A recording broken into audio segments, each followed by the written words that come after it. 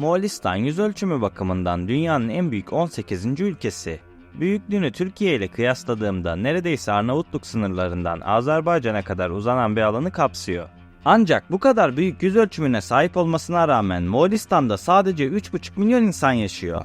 Şu anda görmüş olduğunuz bu alan Moğolistan'ın %0,03'lük alanını kaplamasına rağmen Moğolistan nüfusunun %100'ü burada yaşıyor.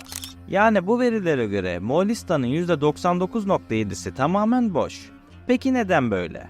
Aslında bu durumun nedenleri Moğolistan'a özgü ve oldukça ilginç. Ancak daha ilginç olan bir şey söylemem gerekirse Moğolistan'daki bu nüfus dengesizliği aslında yeni sayılabilir. Çünkü 18. yüzyılda Moğolistan'ın nüfusu 1 milyonu aşıyordu. Ancak o dönem yaşanan savaş nüfusun %80'ini tek bir darbede yok etti. Ama Moğolistan'ın korkunç kaderi burada bitmiyor. O dönemlerde Budizm Moğolistan'da yayılmaya başlamıştı. Fakat bu inanç nedeniyle Moğolistan'ın nüfusu aniden azaldı ve bir daha asla eski haline gelmedi. Peki sadece bir din bir ülkenin nüfusunu nasıl yok edebilir? Tüm bu sorulara cevap vermek için her zaman yaptığımız gibi tarihi yolculuk yapmamız gerekiyor. Bu sırada sen de 100.000 yolculuğumda bana destek olmak istersen kanala abone olabilir ve videoyu beğenebilirsin. Moğolistan'ın kuzey ve batı kısımları neredeyse tamamen yüksek rakımlı alanlardan ibaret. Bu nedenle sıcaklıklar genellikle sıfırın altında.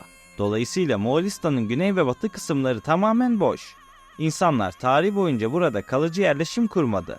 Sürekli göç ederek hayatlarını sürdürdüler çünkü bu bölgede iklim oldukça sertti. Öyle ki burada çift örgüçlü develer bile hayatta kalamıyor. Yani kısacası Moğollar ülkenin batı kısmında yaşamak için düz bir yer bulamazken güney ve doğu kısımları da yaşamaya pek uygun değildi. İşte bu nedenden ötürü Moğolistan nüfusunun tamamı yalnızca %0,03'lük küçük bir alanda yaşıyor. Bu alanı çevreleyen dağlar sayesinde bu küçük bölgede sıcaklık daha yaşanabilir bir hal alıyor ve yaşam için elverişli hale geliyor. Nedenini daha iyi açıklamak gerekirse Moğolistan'ın kuzeyindeki Sayan Dağları, kuzeybatıdaki Hangay Dağları ve kuzeydoğudaki Henti Dağları kabaca bir üçgen oluşturuyor.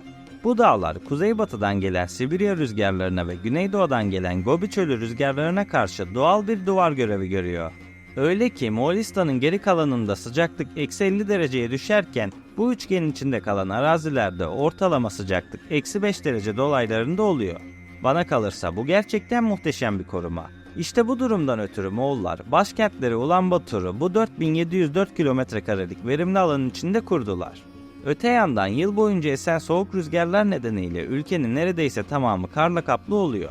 Haliyle kar tabakası toprağın üzerinde biriktiğinde bu arazilerde tarım yapmak imkansızlaşıyor. Çünkü toprak zaman içerisinde buzdan kurtulsa bile daha fazla tuzluluk içeriyor. Ayrıca bu tarz zeminlerde herhangi bir bina inşa etmek de oldukça zor.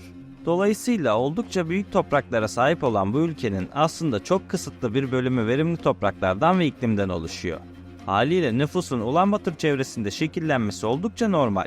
Ancak videonun başında da söylediğim gibi Moğolistan nüfusunun neredeyse %80'i tek bir savaşta yok oldu.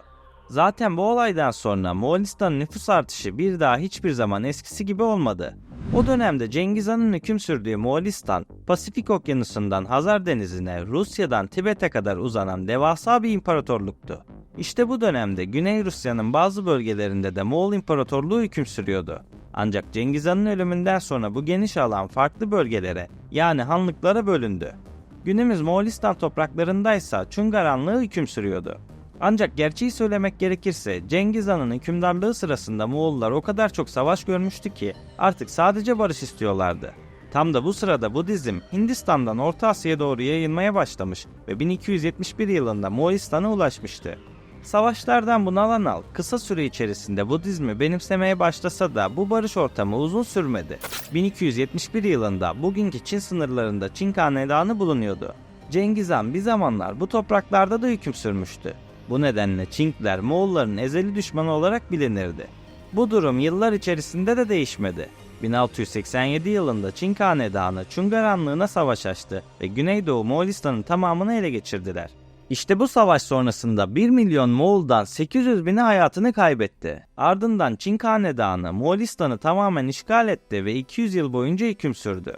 Bu savaş Moğolistan tarihinin en kötü olaylarından biriydi ve hala Çungar soykırımı olarak biliniyor.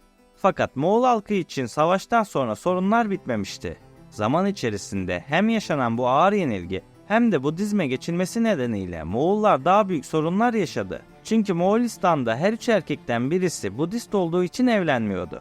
Bu nedenle bir an önce nüfusu düzene sokmak için acil bir çözüme ihtiyaçları vardı. Tam da bu dönemde Sovyetler Birliği devreye girdi. Sovyetler Birliği'nin aslında Moğolistan'la doğrudan bir ilgisi yoktu. Ancak Sovyetler Moğolistan'da gizli bir ekonomik avantaj bulmuştu. O dönemin arka planını daha iyi anlamak için şöyle diyebiliriz. Çin Hanedanı Moğolistan'da hüküm sürmeye başlasa da bu yönetim 1921 yılına kadar sürdürülebilir oldu. Çünkü Çin Hanedanı o dönemde sosyalizmi daha fazla ülkeye yaymaya çalışan Sovyet İmparatorluğu'yla karşı karşıyaydı. Sovyetler Birliği'nin bir sonraki hedefi Moğolistan gibi görünse de aslında gerçek hedef Çin Hanedanı'ydı. Bu nedenle Moğollara Çin Hanedanı'na karşı savaşmaları için silah tedarik etmeye başladılar. Ayrıca diplomatik ve askeri destekleri de oluyordu. Rusların desteğini alan Moğollar zaman içerisinde Çin Hanedanı'na karşı büyük bir isyan çıkardı. Bu isyan o kadar başarılı oldu ki Çin Hanedanı ülkeden kovuldu ve Moğolistan bağımsızlığını kazandı. Ancak buna rağmen SSCB'nin komünist etkisi Moğolistan'da artmaya başlamıştı.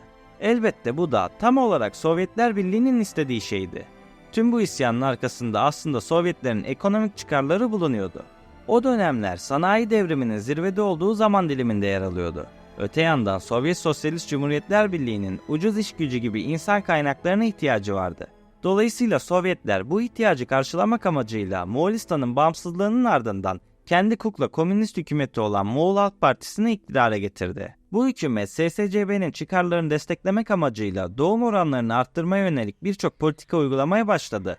Böylece ülkede insanları çocuk yapmaya teşvik eden propagandalar uygulanmaya başladı. Sokaklarda Moğol kadınlarının çok fazla sayıda çocuk doğurması gerektiği söyleniyor ve bu bir ulusal görev olarak tanıtılıyordu. Çok çocuğu olan ailelere hükümet tarafından nakit desteği veriliyor ve ev almaları için teşvikler gönderiliyordu. Ayrıca çocuk doğuran Moğol annelerinin tatil masrafları bile karşılanıyordu. Dahası da var. Evlenmeyip bekar kalanlar ya da evli ama çocuk sahibi olmayan Moğol vatandaşlarına vergi getirildi. Gerçekten de inanılmaz, öyle değil mi? İşte bu politikalar sayesinde Sovyet Sosyalist Cumhuriyetler Birliği mümkün olduğunca çok işçi elde etmeyi amaçlıyordu. Doğrusu amaçlarında bu politikaların büyük bir etkisi oldu. Sadece birkaç yıl içerisinde Moğolistan'daki doğum oranı yükselmeye başladı. Ayrıca SSCB'nin desteğiyle sağlık sektörü ve gıda güvenliği de gelişti diyebilirim. Hatta bu sayede bebek ölümlerinde ciddi bir düşüş yaşandı. Dolayısıyla yaşanan bu süreç Moğol nüfusuna büyük fayda sağladı gibi anlaşılabilir ve bu oldukça normal. Ancak gerçekler biraz daha karanlık. Sovyetler Birliği bu politikalar sayesinde önemli bir gelir elde etti. Bunlardan daha kötüsü de Stalin döneminde binlerce Budist rahip katledildi. Elbette bunun arkasındaki sebep Moğolistan'dan sağlanan ucuz iç gücünün Budizm nedeniyle tehlikede olmasıydı. Daha önce de söylediğim gibi Budizm Moğolların evlenme oranını düşüren en büyük unsurdu. Haliyle bu durum Rusların doğum oranlarını arttırmaya yönelik politikalarına tamamen ters düşüyordu. İşte bu nedenle Sovyetler Budizmin Moğolistan'da yayılmasını engellemek için birçok Budist rahip öldürdü. 1991 yılında Sovyetler Birliği dağıldı. Bu dağılmanın ardından Moğolistan biraz rahatlasa da ülkenin nüfusu hala oldukça düşük. Moğolistan günümüzde en seyrek nüfuslu ülke konumunda ve bu topraklarda kilometre kare başına düşen insan sayısı sadece 2,2 kişi. Aynı veriyi Türkiye örneğiyle vermem gerekirse Türkiye'de kilometre başına düşen insan sayısı 108. Hatta İstanbul'da ise 3000 kişi. Peki bu konu hakkında siz ne düşünüyorsunuz? Moğolistan'la alakalı daha fazla video ister misiniz? Fikirlerinizi yorumlarda belirtmeyi unutmayın. Beni buraya kadar dinlediğiniz için teşekkür ederim. Videoyu beğenmeyi ve kanala abone değilsen abone olmayı unutma. Bir sonraki videoda görüşmek üzere. Kendinize iyi bakın. Sağlıkla ve barışta kalın.